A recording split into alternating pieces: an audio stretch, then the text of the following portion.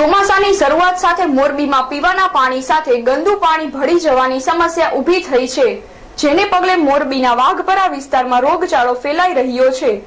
મોરબીના વાઘપરામાં પીવાના પાણી સાથે ગંદુ પાણી ભળી જઈ વિતરણ કરવામાં આવતા આ વિસ્તારમાં ઝાડા ઉલટીના કેસો નોંધાયા છે, જેને પગલે વિસ્તારના લોકોમાં ભારે રોષ ફેલાયો હતો અને પાલિકા કચેરીએ દોડી જઈ આ સમસ્યા ઉકેલવા માટે રજૂઆત કરી હતી, જ્યારે તંત્રવાહકોએ સમસ્યાને ઉકેલવા ખાતરી આપી હતી।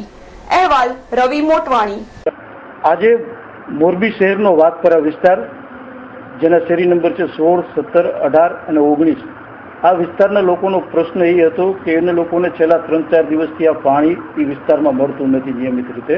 એટલે આ અંગે અમારા વોટર વિભાગના જાનીભાઈ છે, એમને મેં ફોન ઉપર કીધું કે આ લોકોની આ રજૂઆત નગરપાલિકાને મળેલ છે, જેથી જાનીભાઈ દ્વારા એમ કહેવામાં આવ્યું કે આ પ્રશ્ન આજે રાત સુધીમાં સોલ્વ થઈ જશે અને આવતીકાલથી નિયમિત આ લોકોને પાણી આપવામાં આવશે। ગંદુ પાણી આવે છે એના માટે અમે ભૂગર્ભ વિભાગને પણ સૂચના આપી છે કે આ અંગે જો કોઈ પણ લાઈન લીકેજ હોય તો એને શોધી અને આના ફરિયાદનો તાત્કાલિક દૂર કરવી।